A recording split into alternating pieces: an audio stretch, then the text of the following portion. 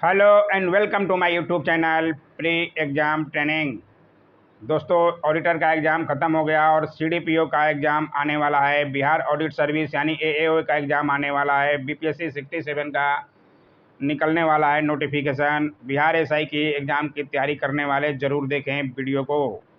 BPSC previous year economic question 2 कराया जाएगा। First part कराया जा चुका है। बहुत अच्छे आप लोगों ने पसंद किया था। बहुत अच्छे सवाल यहाँ से आते हैं। पंचवर्षीय योजनाएं आज कराई जाएगी, जहाँ से सवाल ऑडिटर में भी 2 बने थे।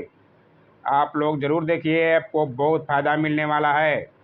आइए देखें आज का पहला सवाल। अच्छा लगे तो लाइक ज़रूर किया कीजिए, और जो लोग नए हैं चैनल को सब्सक्राइब कर सकते हैं। फ्री का चैनल है, कोई पैसा नहीं लगना। सब्सक्राइब बटन पर क्लिक कर आप हमारे चैनल से जुड़ सकते हैं। आइए देखें पहला सवाल। अंत्योदय कार्यक्रम सर्वप्रथम किस राज्य में शुरू किया गया था? बहुत अच्छा सवाल है ये, सारे बीपीएससी में पूछे जा चुके हैं। आपको बहुत फ़ायदा मिलेगा, पुराने क्वेश्चन को देखना ज़रूरी है आपके लिए। इसमें से राजस्थान में सर्वप्रथम जो है अंत्योदय कार्यक्रम शुरू किया गया था। ध्यान रखिएगा, पूरा डिटेल में चलते हुए चलेंगे। कब किया गया था अंत्योदय कार्यक्रम? वर्ष 1970 से 71 में राजस्थान राज्य से प्रारंभ किया गया था। ध्यान रखते हुए चलेंगे। आइए देखें अगला सवाल।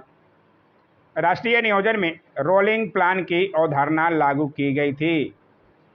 किस सरकार के द्वारा रोलिंग प्लान की अवधारणा लागू की गई थी? बहुत बार सवाल देखा गया ये। रोलिंग प्लान 1978 से 80 के बीच में चलाया गया था। पंचवर्षीय योजना और छठी पंचवर्षीय योजना के बीच में जनता पार्टी की सरकार द्वारा, जनता पार्टी के सरकार में कौन प्रधानमंत्री बने थे? मोरारजी देसाई। पूरी बातों को समझते हुए चलिएगा। ऑडिटर एग्जाम में भी 6 छठा का जरूर पूछा था, आप सब लोग जानते होंगे। पंचवर्षीय योजना, इसे जनता पार्टी द्वारा 1978 से 80 में लागू किया गया था। जनता पार्टी की सरकार मोरारजी देसाई द्वारा। ध्यान रखिएगा, बहुत अच्छा सवाल है। ऐसे सवाल ज़्यादा पूछे जाते हैं, इसलिए आंसर जो है सी होगा। आइए देखें अगला सवाल। भारत में योजना अवकाश की अवधि थी? बहुत अच्छा सवाल है ये भी। ऑडिटर एग्जाम में भी यहाँ से ज़रूर पूछा है। सब लोग जो ऑडिटर एग्जाम दिए हैं उनको पता चल रहा होगा। योजना अवकाश तृतीय पंचवर्षीय योजना और चौथी पंचवर्षीय योजना के बीच में कितना समय का अंतर था? पूछा गया क्वेश्चन है ये ऑडिटर एग्जाम में। अभी हाल ही 29 तारीख को हुआ था। योजना अवकाश की अवधि 1966 से 69 के बीच में। तृतीय पंचवर्षीय योजना खत्म होने के बाद 3 साल का गैप था। यही सवाल पूछा गया था, इसलिए पूरा वीडियो देखते हुए चलिएगा, आपको बहुत फ़ायदा मिलेगा। अगर आप ये पहले देखे होते पूरा प्रीवियस ईयर क्वेश्चन तो आपको फ़ायदा मिला होगा। तृतीय पंचवर्षीय योजना की समाप्ति 31 मार्च 1966 को हुई और चौथी पंचवर्षीय योजना 1 अप्रैल 1969 से प्रारंभ हुई। इस अवधि अर्थात 1 अप्रैल 1966 से 31 मार्च 1969 तक 3 वर्ष का गैप था। कोई भी पंचवर्षीय योजना अस्तित्व में नहीं रही। ध्यान रखते हुए चलेंगे। अतः वर्ष 1966 से 69 को ही भारतीय आयोजना के इतिहास में योजना अवकाश कहा जाता है। बहुत अच्छा सवाल है ये। कितनी बार बना है आप सोच सकते हैं। इस साल खुद ऑडिटर के एग्जाम में बना था। छठी पंचवर्षीय योजना के दौरान निम्नलिखित में से कौन सा कार्यक्रम शुरू किया गया था? छठी पंचवर्षीय योजना का भी पूछा था, कब से कब तक चलाया गया था? 80 से 85 के बीच में। इसके दौरान कौन सा कार्यक्रम शुरू किया गया था?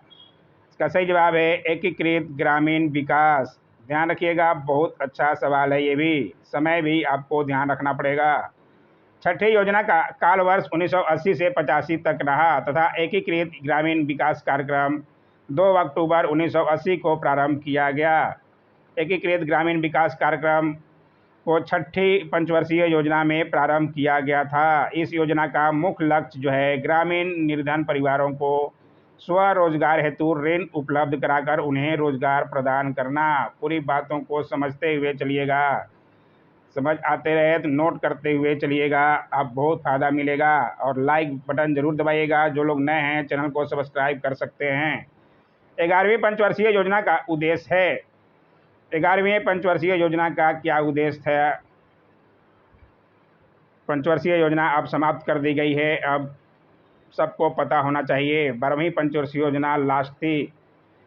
इसमें 11वीं पंचवर्षीय योजना का उद्देश्य क्या था? समाविष्ट आर्थिक वृद्धि।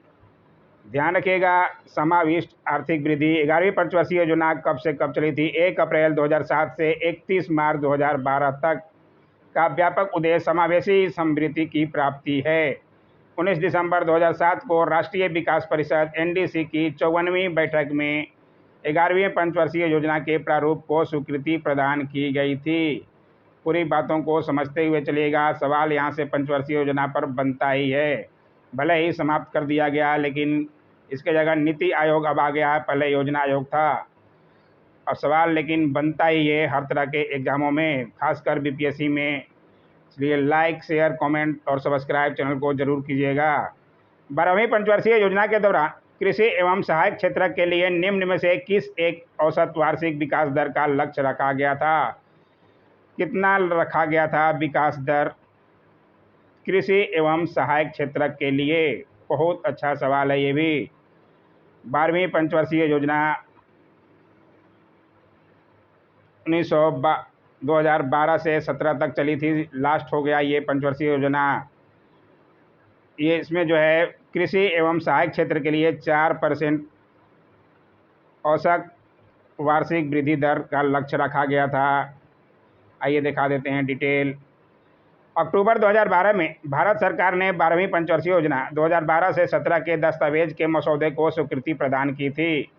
इसमें 8.2% की वार्षिक औसत आर्थिक विकास दर का लक्ष्य तय किया गया था। पूरी बातों को समझिएगा, तभी आप आंसर दे पाएंगे। अन्य बातों के अतिरिक्त 12वीं योजना में कृषि एवं संबद्ध क्षेत्र के लिए वार्षिक औसत दर 4% हासिल करने का लक्ष्य रखा गया था। इसलिए ध्यान से समझते हुए चलेंगे। 8.2 मत खोजने लगेगा, वो औसत आर्थिक विकास दर था।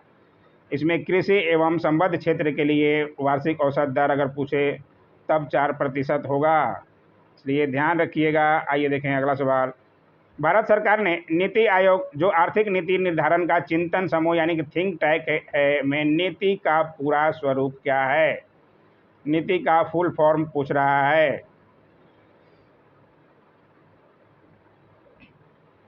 NITI में national institute for transforming India. ध्यान रखिएगा, बहुत अच्छा सवाल है ये भी। इसका फुल फॉर्म है national institution for transforming India, राष्ट्रीय भारत परिवर्तन संस्थान, जो कि योजना आयोग की जगह आया है। केंद्रीय मंत्रिमंडल के एक संकल्प के माध्यम से नीति आयोग का गठन 1 जनवरी 2015 को, डेट जरूर ध्यान रखिएगा, ये भी पूछा गया है सवाल। नीति का पूर्ण स्वरूप है national institution for transforming India, अर्थात राष्ट्रीय भारत परिवर्तन संस्थान इसका नाम है। ध्यान रखते हुए चलिएगा, सवाल बना है, आगे भी बन सकता है। भारत में योजना आयोग की स्थापना किस वर्ष हुई थी? योजना आयोग की जगह नीति आयोग आ गया, लेकिन योजना आयोग की स्थापना जो है 1950 में हुई थी। इसे भी ध्यान रखते हुए चलेंगे।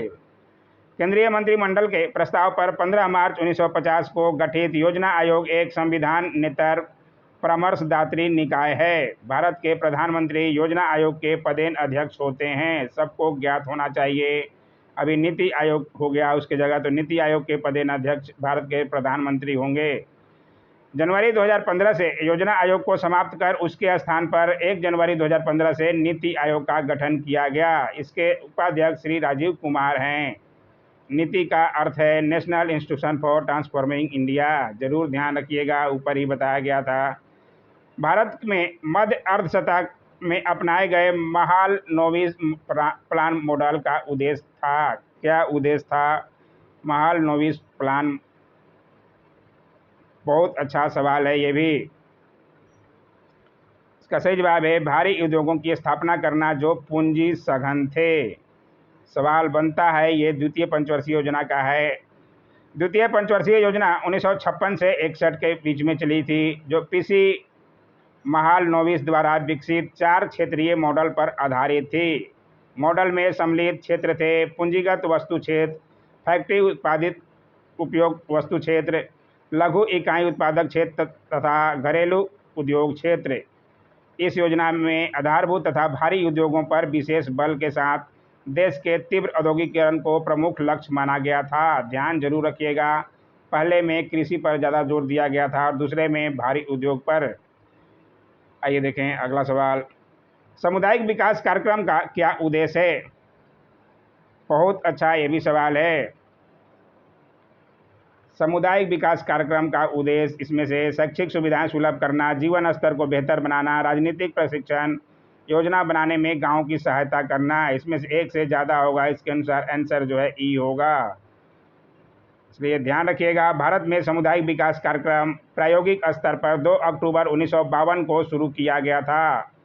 देश में कृषि कार्यक्रम और संचार की प्रणाली में सुधार के साथ साथ ग्रामीण स्वास्थ्य, स्वच्छता और ग्रामीण शिक्षा में पर्याप्त वृद्धि के उद्देश्य से सामुदायिक विकास कार्यक्रम को लागू किया गया था। ईयर भी जरूर ध्यान रखिएगा, आप ऑडिटर का एग्जाम जो लोग दिए होंगे उनको पता चल गया होगा कि इस तरह से ईयर भी पूछा जाता है डेट के साथ में, इसलिए ज़रूरी है डेट के साथ में आप ईयर भी जरूर ध्यान रखें।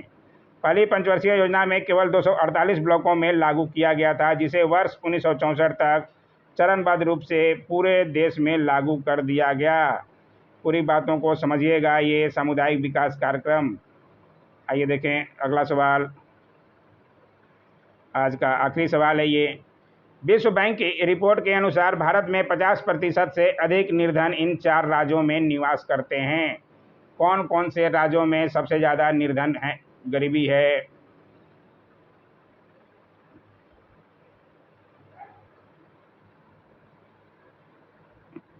इसका सही जवाब है बिहार, उत्तर प्रदेश, मध्य प्रदेश और उड़ीसा। ध्यान रखिएगा, अपना बिहार सबसे ज़्यादा गरीब में आता है। विश्व बैंक की रिपोर्ट के अनुसार लगभग 50% से अधिक निर्धन लोग इन देश के 4 राज्यों जैसे बिहार, उत्तर प्रदेश, मध्य प्रदेश तथा उड़ीसा में निवास करते हैं। ध्यान रखिएगा, 50% निर्धन जो हैं इन 4 राज्यों में ही हैं, बाकी सब राज्यों को मिलाया जाए तब 50% होता है। बिहार, उत्तर प्रदेश, मध्य प्रदेश और उड़ीसा में विश्व बैंक की ये रिपोर्ट थी, इसलिए ये आंसर होगा ए। ध्यान रखिएगा, सवाल फिर से बन सकता है। आज का वीडियो कैसा लगा ज़रूर बताइएगा। छोटे छोटे वीडियो बनाना है, ज़्यादा लंबे वीडियो कोई देखता नहीं है। Don't forget to like, share, comment and subscribe my YouTube channel. Thanks for watching my YouTube channel.